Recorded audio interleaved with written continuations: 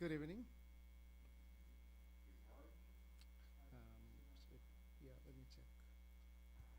Hello.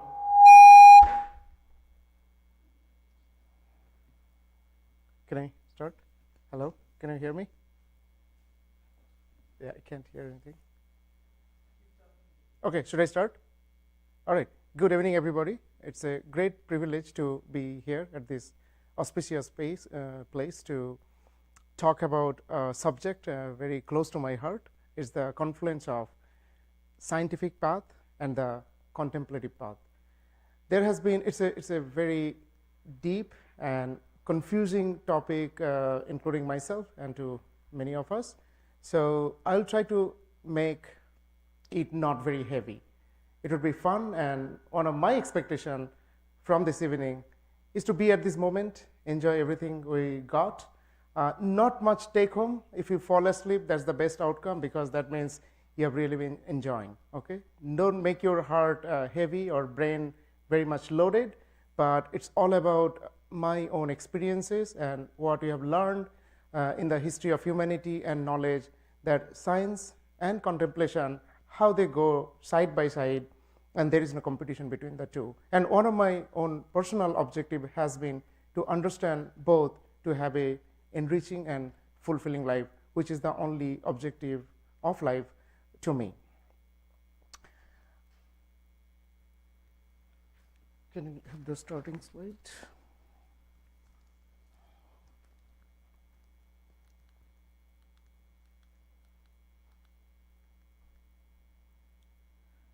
So the beginning slide is a beautiful image of some kind of chamomile flower, and you see there is a mathematical pattern called Fibonacci sequence embedded in that.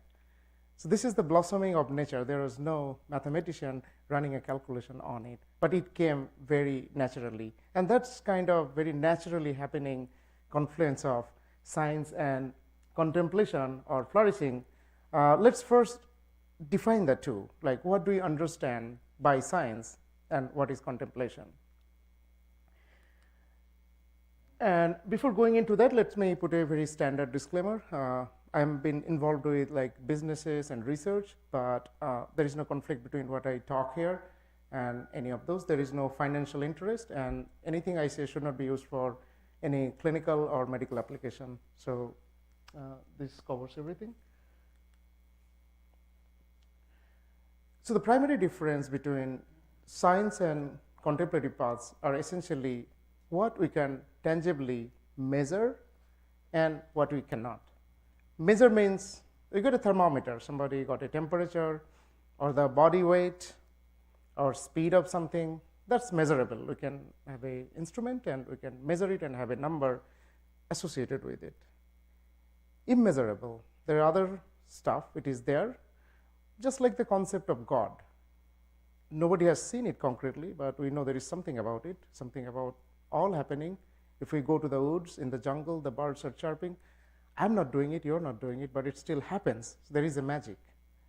The universe is not a total random chaos.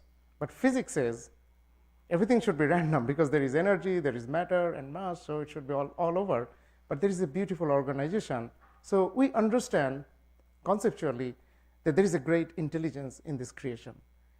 And even though I don't understand why the baby smiled right at that moment, but there is something about it, and that's the beauty. We see the flute in science. Suppose you see a flute, 1 foot long, 6 little holes, some resonance frequencies. How does it matter if we cannot hear the beautiful tune coming out of the flute? If there is a beautiful piano, if there is no music in the piano, life would be not that interesting. So that's the confluence I'm talking about, where there is a physicality of everything we see, measurability. This is good for certain purpose. If I want to design a flute, of course I need the measurement, I need the holes, I need the resonance frequencies. But if I'm composing a music, that's immaterial because it comes from within, comes from inside, and that everybody can hear and makes the purpose of the flute much more meaningful. So we understand what is measurable and immeasurable. And one comment is that immeasurable doesn't mean it is not there. There are two reasons we cannot measure something. One reason is it is not there. Maybe a ghost right here, I cannot measure. Maybe, possibly, it is not there. And other things are our five senses, or even the measuring instruments, like the camera, like the thermometer, or the velocity measurement tool. Like, they are not that sensitive so that we can measure properly. Only few years ago, we could got the first ever image of a black hole. It has always been there for hundreds of thousands of years. But somebody came up with a fancy measurable tool so that we can see the image of a black hole. We can see the perturbations of the cosmos through gravitational wave. Only a couple of years ago, we found, oh, there is actually gravitational wave that is shaking the entire fabric of the universe. But so far we could not, because the tools were not developed. Let's extrapolate further. Every day we are advancing. We have modern phones and technology, whatnot. If we advance further another 1,000 years, we'll have a lot more gadgets, a lot more measuring instruments. Does it mean we'll solve all the problems? Like, we'll understand everything? We'll know why the baby is smiling or why the flower is blossoming? Is it just a matter of time we'll understand everything? Then science will capture everything we can see. Or there will always be the moment when there will be a poetry coming out of the poet. A meditator will get deep into the meditation. That is not an instrument problem or a measurability problem. That is something coming out of something very deeper and not in the scientific realm. But they coexist because they interplay with each other. So the story begins like this. Everybody loves to hear stories. There was a scientist sitting under a tree, an apple falls, and we know what happened after that. If it was me there, I would probably more worried about eating the apple or measuring the apple, because I'm a physicist, that's my job. But we know him. He transcended the physicality of the apple. He was not bothered about the color of the apple or the weight of the apple or why did it fall. Maybe why did it fall led him to something much deeper called gravity. And it was so deeper that even billions of miles away, the galaxies, the masses, and everything happening, we can, something stopped, we can still understand those under the same laws of gravity that he discovered right at that moment. And this is the beautiful confluence between the two, where there is an apple falling on the head, and then he goes beyond it, that physicality, and comes up with something so universal, we are even talking today, and probably thousands of years to come, we'll be talking about it, and that governs the physical universe. Another beautiful story I heard long time back. In remote India, there was a village, and there was a village boy. He was walking past the paddy field. It was a beautiful afternoon like this, lot of cloud in the sky, rain cloud, and then the cranes, the white cranes, were flying past the cloud. From a physicality point of view, it's a monsoon season. There has to be rain cloud. There is rain cloud. Some birds will go to their home back. What is the big deal about it? So there are some birds flying past the rain cloud. But this village boy, he was walking and had a glance of that rain cloud and went into a state of trance, and he fell down, and he did not even know how long he stayed there. That was magical. That was a moment this boy found an ecstatic moment in something so ordinary, so mundane, some birds flying through the rain cloud. And that's where the two paths are merging. The trance-like state, the deepest state one could access, and the birds flying over the rain cloud. One is the science of rain and the cloud and the aerodynamics of the birds flying, and other is somebody getting deeper into his state of mind, and the external was just a little trigger for that. Another poet would describe something similar in a way. He would say, 10,000 I saw at a glance, tossing their head in sprightly dance. He sees a field of daffodils, and he saw 10,000 at a glance. Daffodil flowers are very ordinary, just like grass flowers. But he got this gaze, and he says, I gazed and gazed. Little thought. There was very little thought. What a treasure this show had brought. What a wealth this show has brought. So ordinary glass flowers, they're supposed to bloom in some season. And he says wealth, some flowers, and he's talking about the wealth. Where is the wealth coming from? Because the state of emergence that came in his heart, in his mind, gave him the great sense of wealth. And we know this is the famous poem, Daffodils by William Wordsworth. And this is where the ordinary, the physicality, and the extraordinary, the non-physicality, are dancing together in a beautiful way. The poet and the flower, the cloud and the mystic, the trance, the dance, and everything else happening in the physical universe. It is a physical fact that shunya is a Sanskrit word. Shunya means number 0, means emptiness, nothingness. This is a concept. When there is nothing around, we call it a state of 0. It's a beautiful concept, and even in the physical world, if we think the universe has a lot of masses, there's a lot of stuff here, it's exactly opposite. The universe is very light. Even this is a scientific fact, the next number I show you, some 9 times 10 to the minus 24 kilograms per meter cube. That number is the density of the visible universe. It's very tiny. Yeah, that's the density of the visible universe. Just to put that in conceptual, that I think it's kind of 10 proton per meter cube. Okay, proton is one of the smallest element. Okay, so 10 proton per meter cube is the density of the universe. So it's basically empty. It's shunya. It's a state of 0. There is almost nothing. So it's a miracle that actually we can see something here, because most of the space out there is empty. And out of that emptiness is emerging the dynamics of the world, of the dynamics of the universe, whatever we see. So that's why 0 is such an important number. We can easily think that it's the 0 that is the basis of whatever is happening. There is not a lot of happening, actually. There is a lot of 0. In that 0, a little bit of happening, because the density of the cosmos, this is coming from NASA, their official website. It's a very 10 protons per cubic meter. Okay, that's where we live. And so we should be all grateful that our bodies actually keep intact. Okay, we all see flowers blooming and things happening. It's a moment of gratitude when I look at this number, because we should not be here in the first place. It's not by random chances. But from that shunya, whatever physicality we see, the chairs, the light, and everything else, it's projected in the 3 dimensions. And we all know X, Y, and Z, height, weight, and the breadth. It's very common knowledge.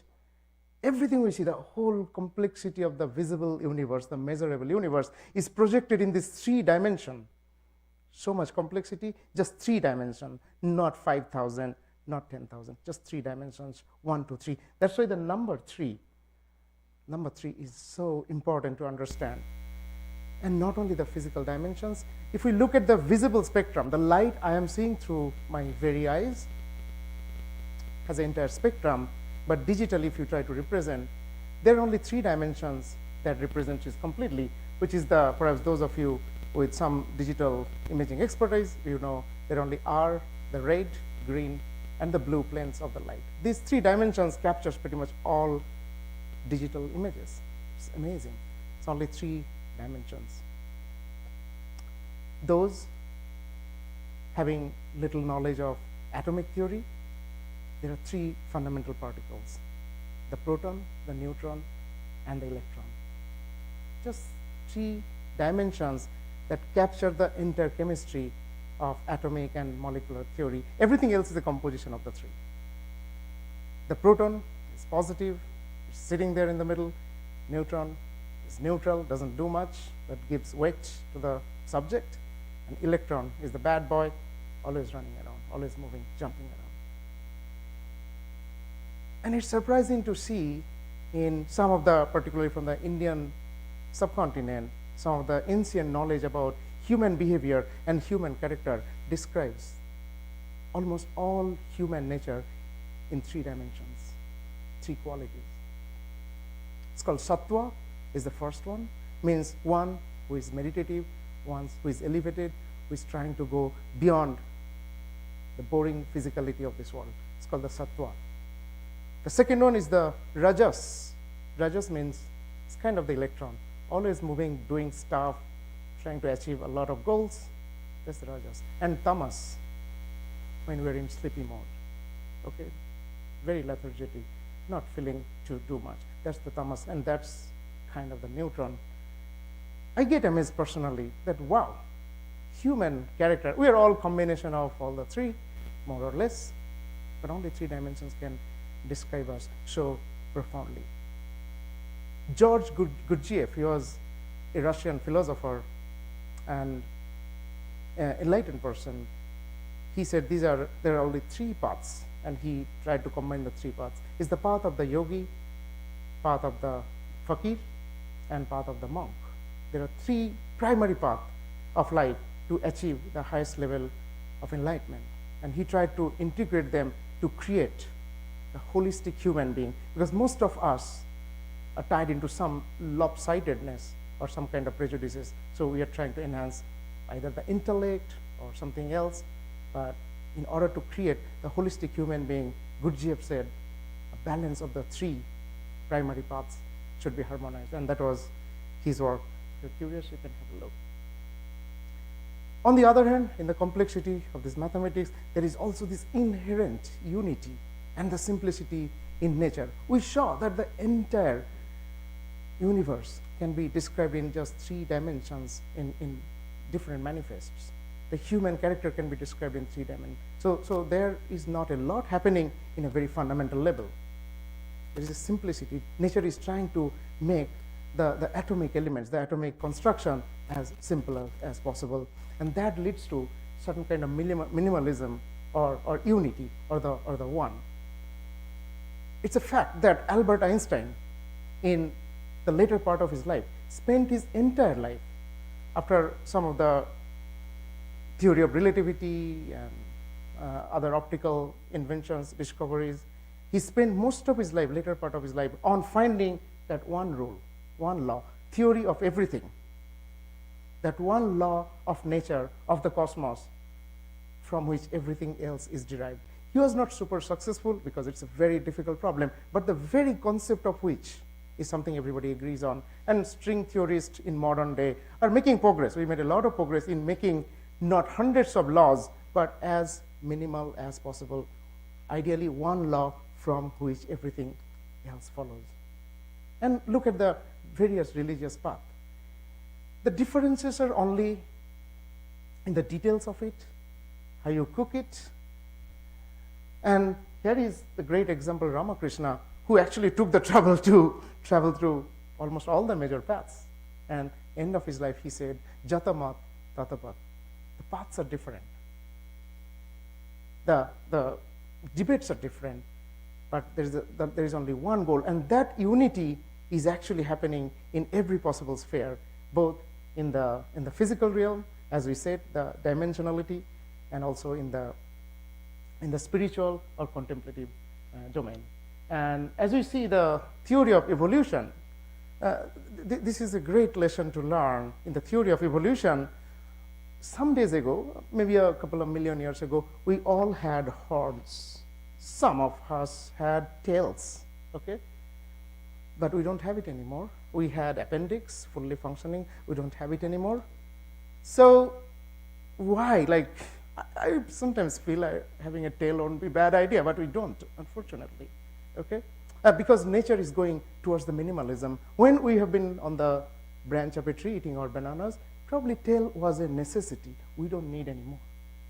So the tail is cut off, and we started standing. Horns are gone because we are not animalistic. We need to fight each other with horns. Although there are other tools nowadays, but I'm not getting into that debate. But minimalism is a very fundamental principle where evolved human beings always try to live in minimal.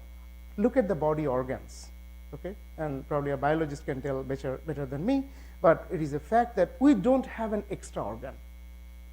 Not a single one. That doesn't do much. So everything has been very, very tight, very, very well organized. And that minimalism is a fundamental principle, and that minimalism means actually there are not a lot of chaos in a fundamental level. The chaos is only in the debate, only in the misunderstanding. But if you go deeper, there are always something fundamental out there. And when our mind is not that perturbed, as we settle down, lots of thoughts turns into something deeper and meditative, then we don't need a lot. Then we are going into the minimal dimension of our thought processes. Those of us has some exposure to meditation, we all know that when we go into the state of shunya, means towards zero, when not a lot is happening in our brain, not a lot of anxiety, once we settle down, then meditativeness actually is a path to minimalism, because our body is calm and quiet and settled into the cosmic reality with our surroundings. And I would like to move on to another fundamental dimensions, which is cry. Everybody cried when they are born. It's a happy thing, right? We see the baby cry, we all feel happy. Unfortunately, as we grow up, it's a folly of our evolution that we learn only to cry when there is sorrow, when you're missing something, when something bad is happening. But there are others, the fortunate ones, they sit looking at the sunset or the sunrise, they look at the sky, looking at the flying clouds, and there is tear dripping down their cheeks, and they get ecstatic about it. Only last week I was talking to someone from the actually tech industry. They have been trying to, this was very synergistic, had a long conversation about that how cry can be so powerful in actually the embodiment of our being when everything is going wrong. If I can cry not out of the sorrow, but out of the joy, the ecstatic feeling of the abundance of the nature, it actually like a rainfall pouring all of us, and everything settles down. If we can educate ourselves to cry not only for sorrow and agony, because that's going to happen anyways, it's a lifesaver. Cry is something so fundamental to actually make us, and we see the same thing in nature. There has been a lot of recent scientific experiment where we can see even the plants. There has been a tomato plant, and somebody takes off the leaves and the fruits. You can actually measure the cry through the audio waves, okay? And a lot of devices are actually being built where you can see it's not the emotion in human sense, but they have their own emotions and way of communication to express themselves. But for humans, cry is such a fundamental thing, and that can be very much connecting our inner self through this physical measure. So cry is a very physical thing. You can see if somebody is crying. It's not necessarily only for sorrow or agony or bad things. It could be very ecstatic. Other thing is the vibe. When energy, Albert Einstein wrote this very famous equation, E equals to mc squared. That means energy and mass and everything are basically an equivalence. Mass can be transformed into energy and vice versa. So whatever we see and feel and sense are essentially the interplay of energy and mass. And that creates a lot of noise, and that noise is the vibe. Now, to put it into concrete words, audio, I am talking and you are listening. That's the vibe. I am creating some signal and you have a receptor and you can hear me. The light waves, okay? It's not sound, just lights are dancing, coming to my eyes, and some receptor is there, and they're sensing, oh, there is a light. The entire medical industry, heartbeat, the lung, they're all beating like a clock tick. The clock, they're all beating. Go to the jungle, birds are tweeting in the morning. That's the vibe. It's all just different kind of vibration, and that's the eternity we are in. It's not much choice there. Everything is a vibrational effect. So one of the fundamental element of this nature is the vibe, vibrations, and that makes us go, and that makes us live. And that vibration, in Sanskrit, they call it Nada Brahma. Brahma means the creator, and Nada means sound, or Shabda Brahma, equivalently. Sound. And sound doesn't necessarily mean only the sound we can hear. Sound means our heartbeat, sound means the breathing pattern, sound means in the ocean wave, something that we cannot hear. Those are all sound, just the mechanical oscillation under the influence of energy. That's the sound. And so vibration is a fundamental thing. And we all very colloquially said, hey, I got a good vibe. And sometimes we feel, today I got a good vibe, good feeling about something. That vibe is something experientially sensible. So that's where, again, the physicality and the non-physicality, the measurability and the non-measurability, the experiential and the physical self are dancing together. They're just like two sides of the same coin. Another thing, everybody, all of us, take pride in great education. Okay, we got degrees and this and that, which is a good thing. It's a privilege. Should feel fortunate about it. But this is my personal realization, and I'll actually show you a video, next one, to make the point. Here in this image, you see a snake, probably a cobra, accidentally ate an egg. It's not supposed to eat that. And it was super hungry, okay? It ate a lot of them, but realized what it did. And watch what happens after that.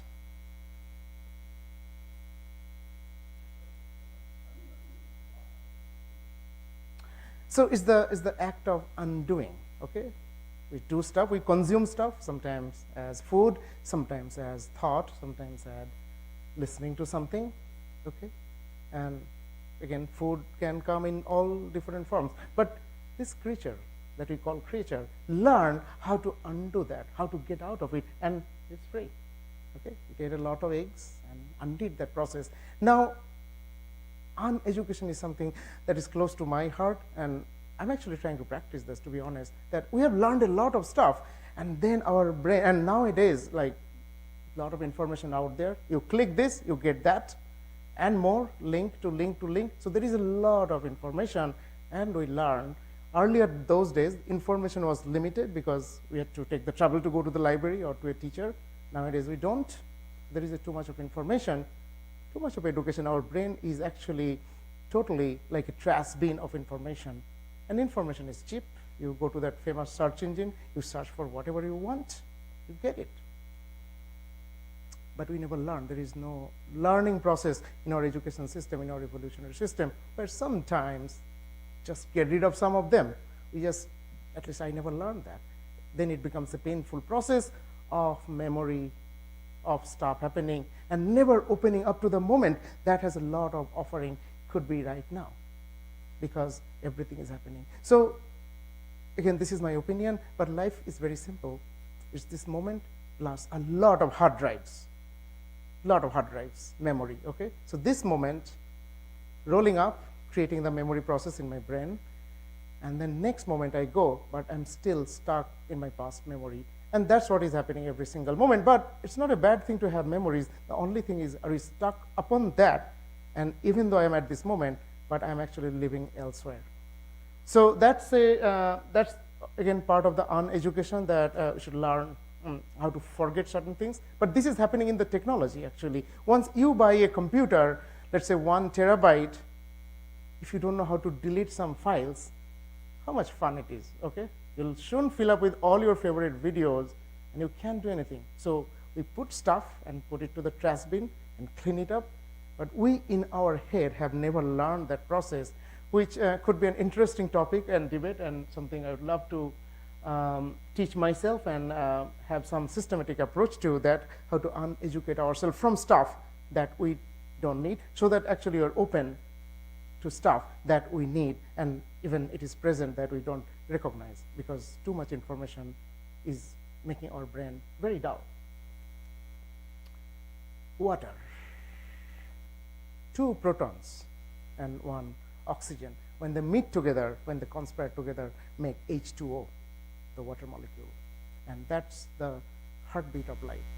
Okay, we have very rarely learned about any life form, maybe other than viruses that can survive without water. But viruses can't survive without other surrogate life. So that means water is fundamental. I think water itself is magical.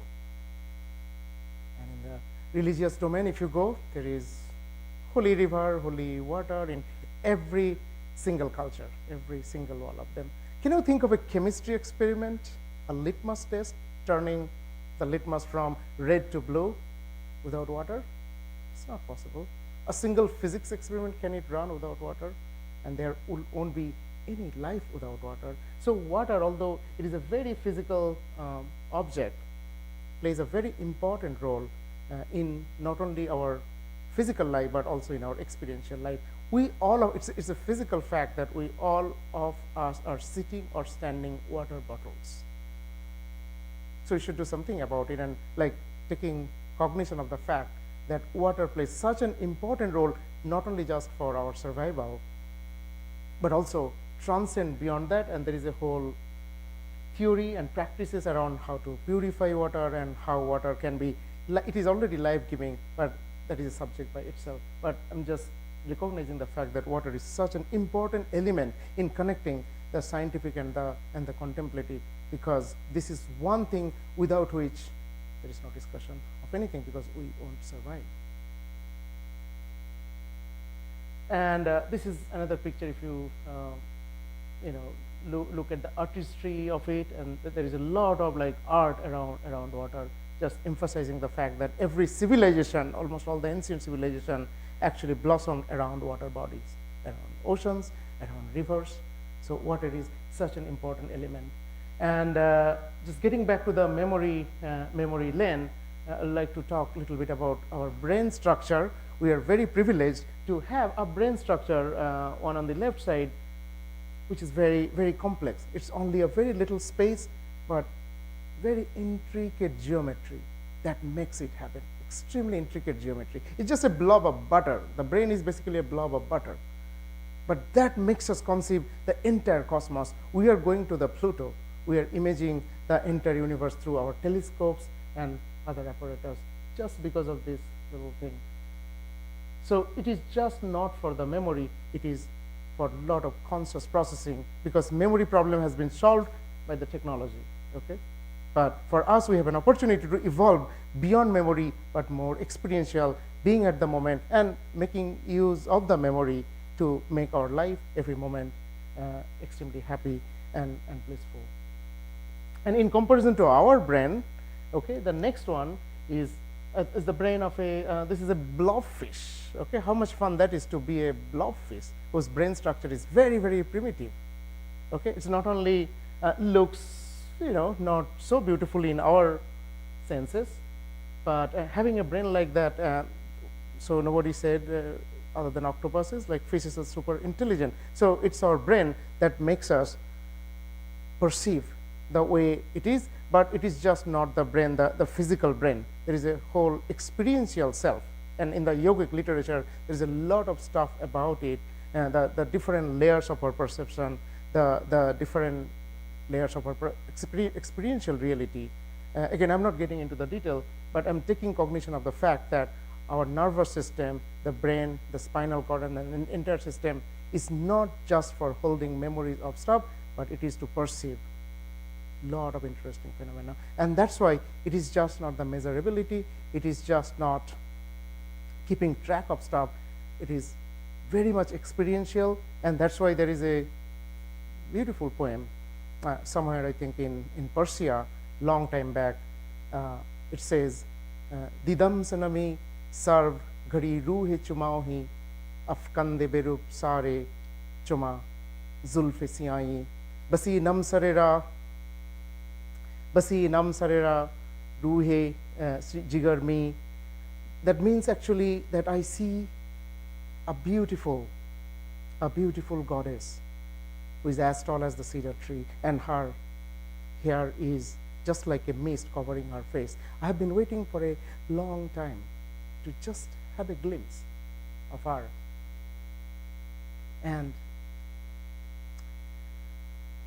just further waiting, I found something that I realized that oh Lord, oh the Creator. You are the only Savior. You are the ultimate respite. There is nothing else. Okay, it was like it's a beautiful Persian poem written by someone, but that says that we are just not the physical objects, not just the physical reality, but there is this experiential reality that can make us conceive as beautiful as this, and it is there in every culture, in every language, in every possible form. And so the entire exercise of talking about numbers and stuff has only one goal, at least to me. That is to release the moment, be happy myself, and share that with everybody else. It's not fun to just be happy here and happy there and everywhere else. And that has been very beautifully described in this chanting called Loka Samasta Sukhino Bhavantu. Let every being be happy and free. That's the ultimate goal, and we can choose our paths. So I would like to take the opportunity to chant together this one. And this has been, the tune has been inspired by, I think, Edo and Joe's music that you can find on YouTube. But I found this is a very old chanting, but they did it very beautifully. We can do that tune that is very close to my heart, and we can just make it up. But this is, again, as Ramakrishna says, that there are two friends that goes to the mango tree with ripe mangoes. One starts counting the height of the tree, the number of mangoes, how much it will cost to sell it, or how much they will gain.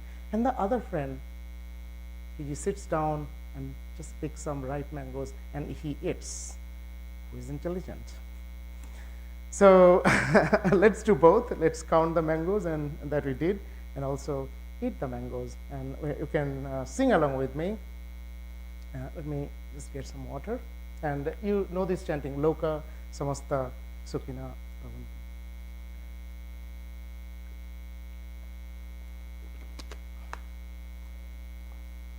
Are you all ready? Loka Samasta Sukhino Bhavantu.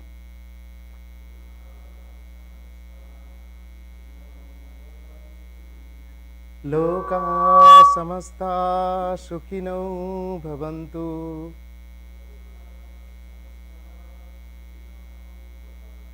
Let all beings be happy and free.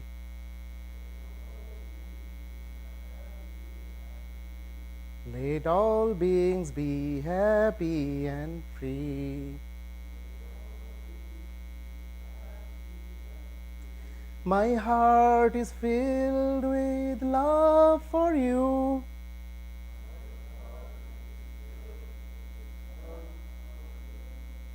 I want to say that I love you.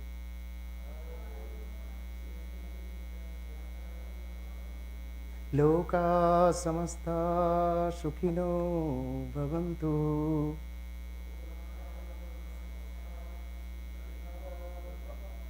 Let all beings be happy and free. My heart is filled with love for you.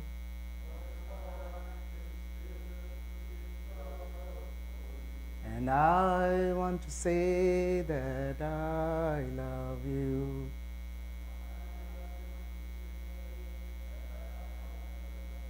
Loka Samasta Sukhino Bhavantu.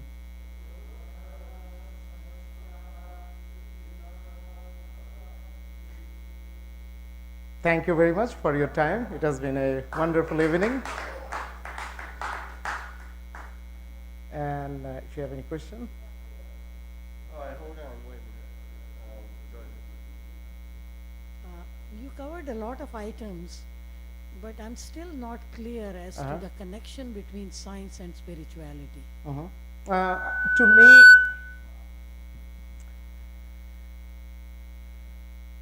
okay, I think, can you hear me? Rather than the connection, it is more about the confluence. Like science has its own place of measuring the physicality, understanding through equations and laws, and that you can predict and model. spirituality and contemplative, there are a lot of debates around what exactly is spirituality, what exactly is poetry, what exactly is contemplation. I'm not getting into the debate. But what I can say, just as I said, that the flute, the physical space of the flute and the music coming out of it, and that music was not in the flute. That was somewhere here in somebody's mind. They created, they composed. And that is the contemplation that came out of it. And that we actually enjoy. We don't enjoy the music not because there is a flute. We enjoy the music because we are here and we can experience it.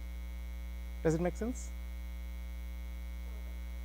Yeah, and like, where is the poem? Like, poem is written on the book, but the poem originated in somebody's mind. Somebody was looking at the flower, somebody looking at the cloud, somebody getting into the trance-like state. Where is it? I myself actually have been involved into a lot of medical brain imaging research to see where exactly is the meditation happening in the brain. There are some association with certain brain regions, okay, that I personally have been involved in some of my earlier research, but you just can't say it's right there in that element. It's just not like that. We have to start and that's the limitation. In fact, I was a bit frustrated because I could not find like one particle where the meditation is actually happening. Again, there are correlations. We know certain brain regions, like it's called PCC, posterior cingulate cortex. There are a lot of findings recently that I myself have been involved with, build some of the technical tools to actually access those brain regions when you are meditative, when you are like deeply contemplative, that region actually calms down.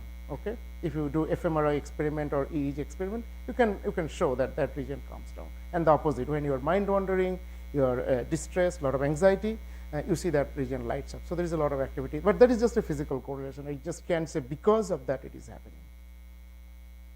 Okay, but the connection is that today, as of today, there are certain aspect of meditation. At Brown, in some of my earlier research, actually, I have been deeply involved in understanding when people get into deep meditative state, what is the signal coming out of the body that is related to their experiential self.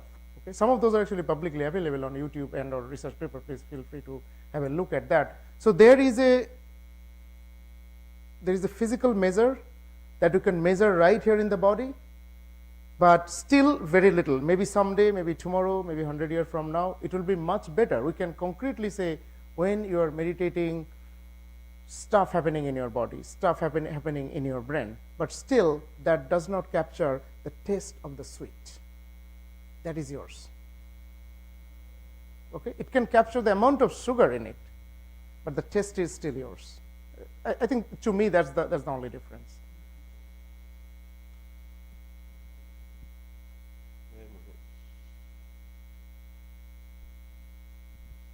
First things first, you've got good vibrations. You're really good.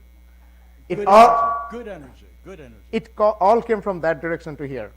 But you were preceded by a DC Swami who said there were advanced physicists and Vedantans, and they disagreed. And one said, just vibrations, those are Vedantans. The physicist, there's a particle. I don't think there's a particle. Because I can smile. Yeah, I can hear you.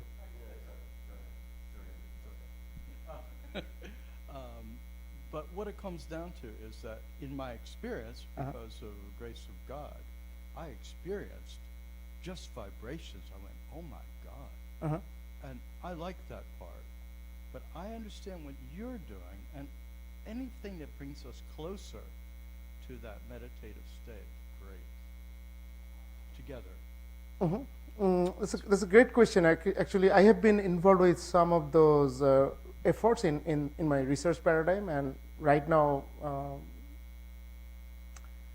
whatever I'm doing, I'm just not disclosing all of it, but whatever I'm doing is actually geared towards how can we more precisely measure our inner experiences through physical measurement. So that's a great connection. It's happening. A lot of people at most of the premier institute, they're doing active research, including Brown. But we still have to understand nobody has captured the taste of the sweet. That's not what we're doing. When you're experiencing the sweet, is there something happening in your body, in your brain, that we can measure so that we can say, okay, these parts of your body are experiencing this or dancing in ecstasy. That we can measure. Okay.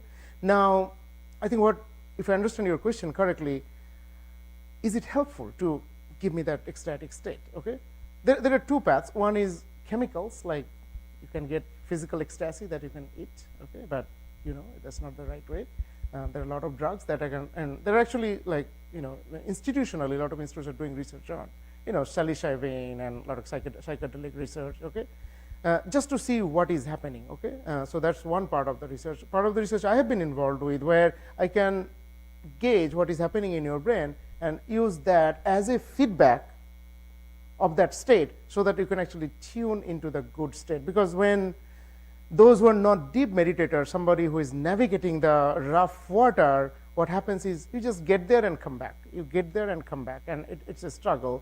This kind of technological interfaces will actually help you, because once you get there, it has a neural correlate, it has a biomarker that will tell you, hey, you're right there, and you can stay a little longer to salivate. Just the way good music helps us get settled down, just like that.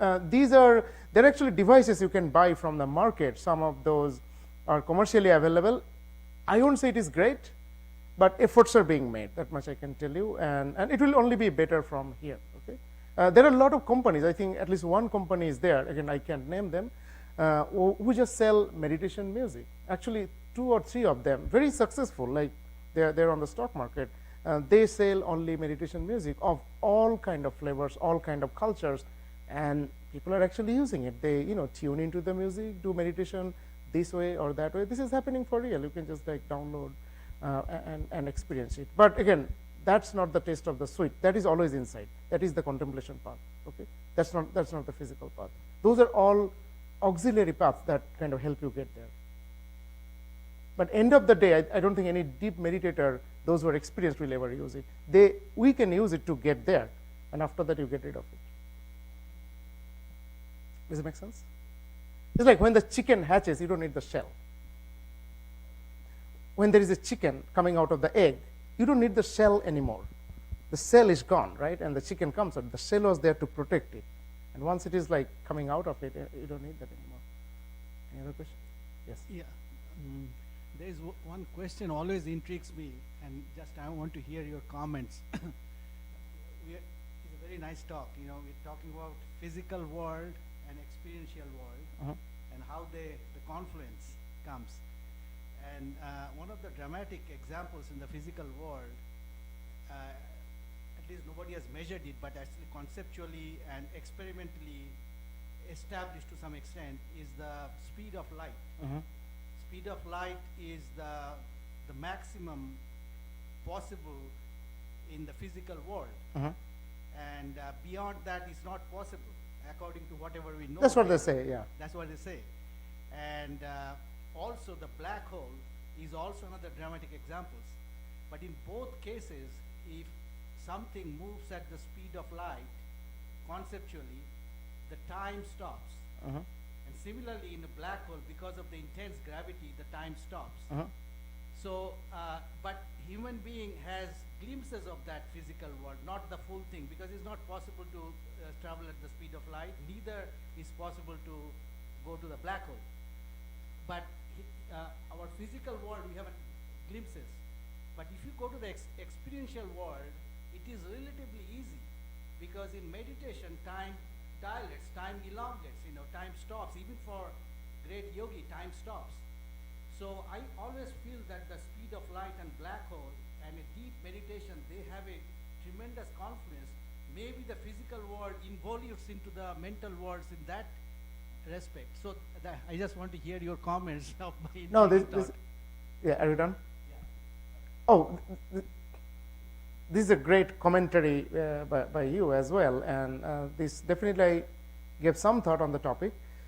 First off, time is not a simple thing. Okay, it's simple when you look at this. Okay, because this is so why we see the time 551 or 552, because there is a quartz particle which is very physical in nature. It has certain oscillations per second, and those many of them make a second. Okay, this is very accurate and precise. That's the physical clock keeper. Or those days they had a sand.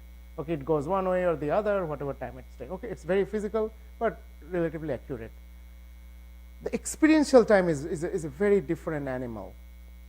Those people like, going to prison, like just 1 hour seems like 1 year. And those, there are a lot of yogic experience. I've been very fortunate. I grew up in one of the monastic schools in India run by Ramakrishna Mission. I have known a couple of yogis early on. They would sit for days and without even feeling anything, okay? They say, okay, it's just a moment, okay? That is your experiential time. That's not the atomic clock or the quartz clock that is ticking. That is how you experience the time. And look at the little ant. Whatever is the lifetime of an ant, maybe 1 week, I don't know. That 1 week is your 100 year, isn't it? He lived a full life. The ant lived 7 days. Okay, he gets a trophy for living 100 years, and our 100 year. And look at the turtle, okay? 300 years is our 100 year. So that is the experiential time. That's the way they are set up. So so I think the difference comes because the references are very, very different.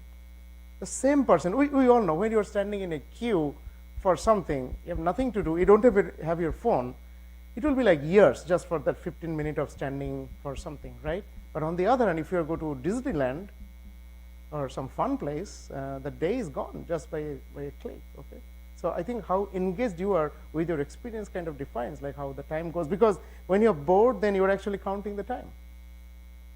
And when you're really ecstatic, doing something, you're with the experience, so you have no sense of the time. That's my comment. It's not an advice or anything. It's just my comment. That's the way I personally look at it. Yes, please.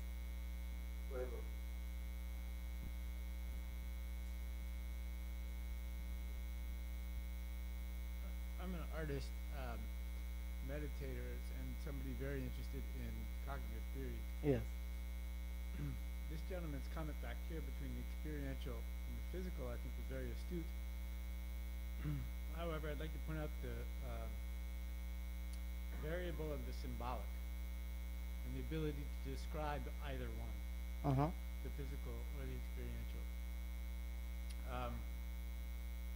And that is where the relative comes in. Of course, we each one in this room have different names, and that affects the way we experience things. I would like to argue that those in prison have their names and have used words differently than those not in prison.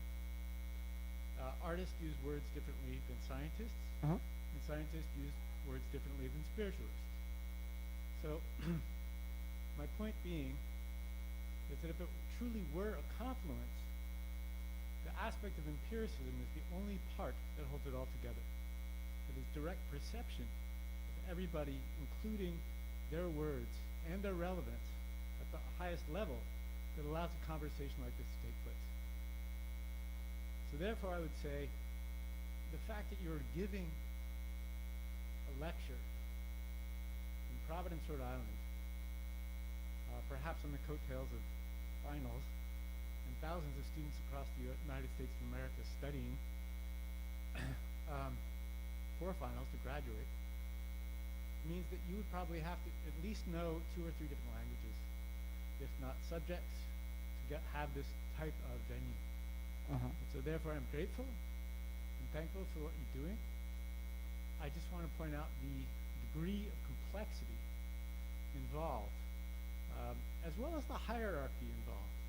That a lot of times artists, because they utilize a pen, not a sword, not a phony lease form or a government document that would put me in prison, but because we use pen and ink and stone and wood, that direct experience is extremely powerful. And that empiricism happens in a way that is very, very hard to describe. And so therefore we need scientists to describe our experiences. Because if I go against the grain of a wood on the wrong day, I could die. Now, if you study from the microscope the other way, you could be put in prison. I'll leave it there. Yeah, thank you very much. I mean, personally speaking, I can to some extent understand your question because, again, yeah.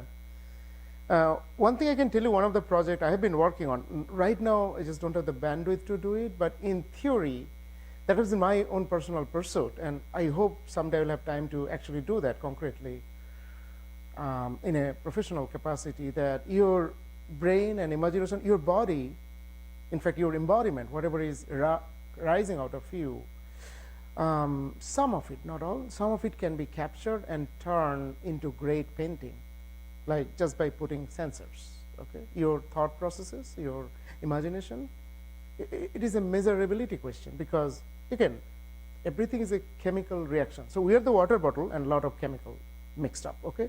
Whatever our experience is, it's a chemistry happening.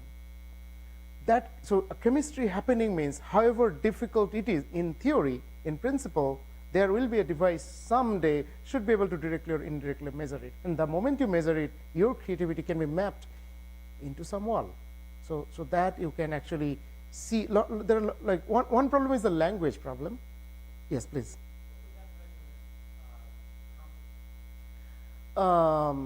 Two things.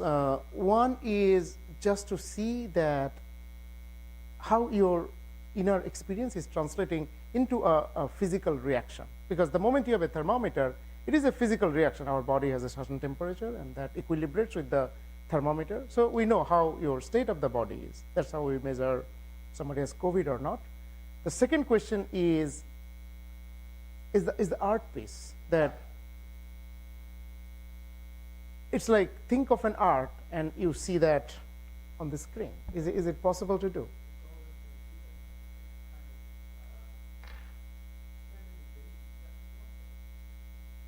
In principle, yeah. It's some kind of a standardization. That's why we say, okay, this person has COVID versus not, right? So similarly here, in theory, the instruments are not that easy, simple like thermometer. That's the only problem we have.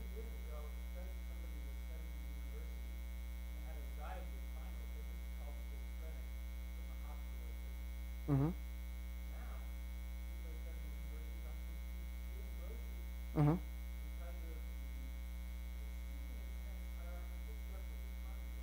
Mm-hmm.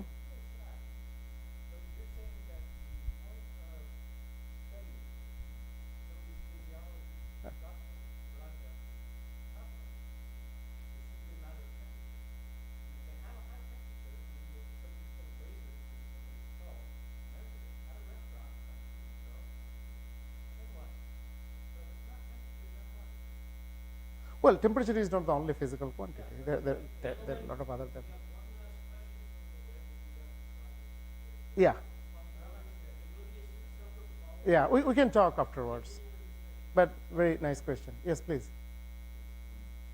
Is there any meaningful understanding of consciousness in modern physics? Okay, that is the question. Yeah.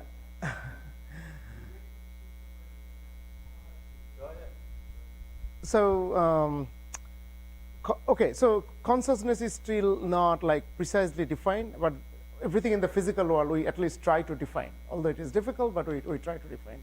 So what we see in the physical world is just the manifestation of the consciousness. Like we as human beings, we know that we are conscious manifestation as compared to this chair in the room. Okay, so they're both physical object. Now, can I measure? Do I have a thermometer to measure the consciousness? So far, no, but we can see the work of it. Okay, like a Buddha-like state, for example, or Ramakrishna-like state. Like they are highly conscious people, highly conscious, elevated people than any of us. The question is, are they different?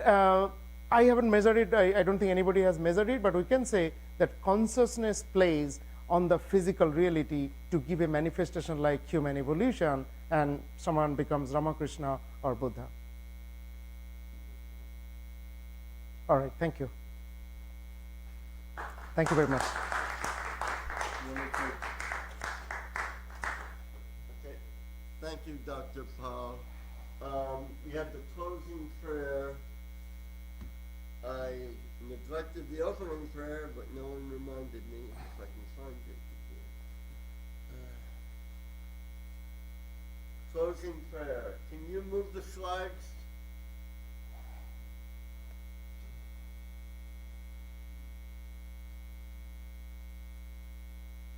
Okay.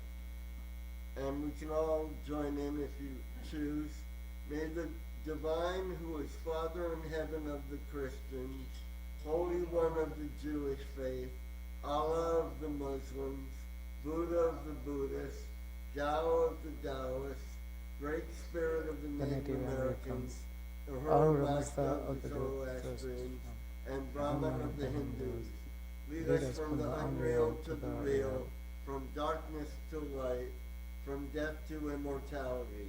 May the all-loving being manifest himself unto us and grant us abiding understanding and all-consuming divine love. Peace, Peace, peace be unto all. And a couple of announcements.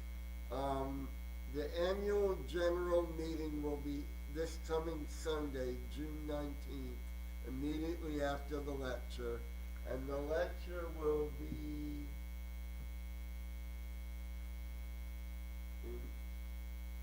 called Passion and Dispassion. And June 19th is the last Sunday before the summer session. However, there will be one final Tuesday class on June 21st, after which the programs and topics will follow the summer schedule.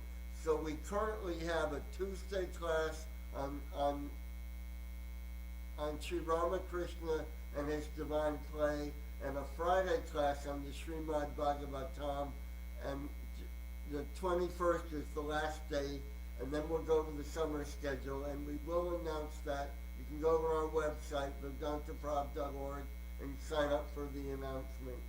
And now we're going to have the arati, followed by a soup supper, and you're all welcome to join us. Thank you.